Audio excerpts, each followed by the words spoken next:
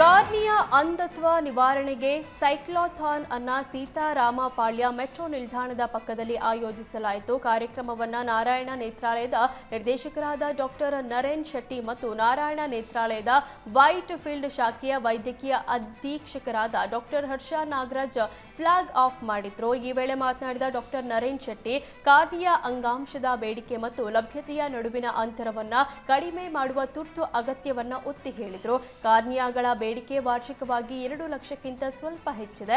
ಆದರೆ ಕೇವಲ ಸುಮಾರು 22,000 ಕಣ್ಣುಗಳನ್ನು ಮಾತ್ರ ದಾನ ಮಾಡಲಾಗ್ತಿದೆ.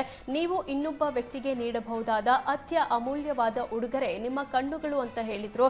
ಈ ಕಾರ್ಯಕ್ರಮದಲ್ಲಿ 150ಕ್ಕೂ ಹೆಚ್ಚು ಸೈಕ್ಲಿಸ್ಟ್ಗಳು ಉತ್ಸಾಹದಿಂದ ಭಾಗವಹಿಸಿದ್ರು. ಸೈಕ್ಲಿಂಗ್ ಉತ್ಸಾಹಿಗಳು ಮತ್ತು ನಾಗರಿಕರು ಈ ಮಹತ್ತರ ಕಾರ್ಯಕ್ರಮದ ಬಗ್ಗೆ ಜಾಗೃತಿ ಮೂಡಿಸಲು ಒಟ್ಟಾಗಿ ಸೈಕಲ್ ತುಳಿದ್ರು.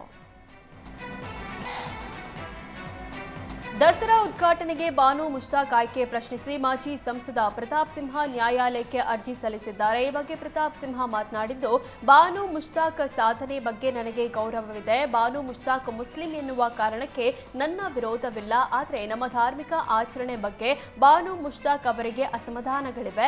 ಕನ್ನಡಾಂಬೆ ಬಗ್ಗೆ ಬಾನು ಮುಷ್ತಾಕ್ ಹೇಳಿರುವ ಹೇಳಿಕೆ ಬಗ್ಗೆ ನಮ್ಮ ತಕರಾರು ಇದೆ. ಹಿಂದೂ ಸಂಸ್ಕಾರಗಳ ಬಗ್ಗೆ ಬಾನು ಮುಷ್ತಾಕ್ರಿಗೆ ಒಪ್ಪಿಗೆ ಇಲ್ಲ. ಕನ್ನಡಾಂಬೆ ಬಗ್ಗೆ ಬಾನು ಮುಷ್ತಾಕ್ ಹೇಳಿರುವ ಬಗ್ಗೆ ಸಿಎಂ ಯಾಕೆ ಮಾತಾಡ್ತಿಲ್ಲ?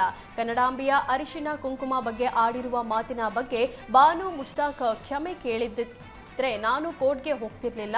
ಕ್ಷಮೆಯೇ ಕೇಳದವರು ಚಾಮುಂಡಿ ದೇವಿಗೆ ಹೇಗೆ ಗೌರವ ಕೊಡ್ತೀರಾ? ಈ ಬಗ್ಗೆ ಬಾನು ಮುಷ್ತಾಕ್ ಸ್ಪಷ್ಟೀಕರಣ ಕೊಡಬೇಕು ಅಂತ ಪ್ರತಾಪ್ ಸಿಂಹ ಆಗ್ರಹಿಸಿದ್ರು. ಬಾನು ಮುಷ್ತಾಕ್ ದಸರಾ ಉದ್ಘಾಟನೆಗೆ ಪರ ವಿರೋಧ ಚರ್ಚೆ ನಡೆದಿದೆ. ಈ ಬಗ್ಗೆ ನಿಡು ಮಾಮುಡಿ ಮಠದ ಶ್ರೀ ವೀರಭದ್ರ ಚನ್ನಮಲ್ಲ ದೇಸಿ ಕೇಂದ್ರ ಶ್ರೀಗಳು ಮಾತನಾಡಿದ್ದಾರೆ. ದಸರಾ ಅನ್ನೋದು ನಾಡ ಉತ್ಸವ ಆಗಿದೆ. ಕನ್ನಡ ನಾಡು ನುಡಿಗೆ ಕೊಡುಗೆ ಕೊಟ್ಟ ಸಾಧಕರು ಯಾರೇ ಆಗಿರಲಿ ಅಂತವರು ದಸರಾ ಉದ್ಘಾಟನೆ ಮಾಡಬಹುದು. ಅವರೇ ಗೌರವದಿಂದ ಒಪ್ಪಿಕೊಂಡು ಬಂದರೆ ನಾವ್ಯಾರು ವಿರೋಧಿಸಬಾರದು ಅಂತ ಸ್ವಾಮೀಜಿ ಸಲಹೆ ಕೊಟ್ಟರು. ಅತಿವೃಷ್ಟಿಯಿಂದ ಹಾನಿಗೊಳಗಾದ ಎಲ್ಲಾ ಜಿಲ್ಲೆಗಳ ಸಚಿವರು ಹಾಗೂ ಡಿಸಿಗಳ ಜೊತೆ ಸಿಎಂ ಸಿದ್ದರಾಮಯ್ಯ ಸಭೆ ನಡೆಸಿದ್ದಾರೆ. ಸಭೆ ಬಳಿಕ ಮಾತನಾಡಿದ ಸಿದ್ದರಾಮಯ್ಯ, ಅತಿವೃಷ್ಟಿಯಿಂದ ಹಾನಿಗೊಳಗಾದ ಸಂಬಂಧ ಅಧಿಕಾರಿಗಳಿಂದ ಮಾಹಿತಿ ಪಡೆದಿದ್ದೇನೆ.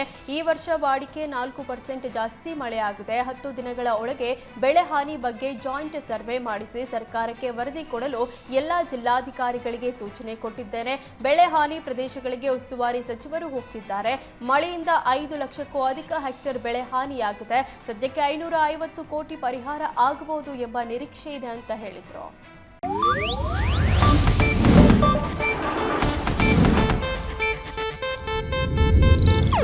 ಇದು ಏಷ್ಯಾನೆಟ್ ನ್ಯೂಸ್ ನೆಟ್ವರ್ಕ್ ಪ್ರಸ್ತುತಿ.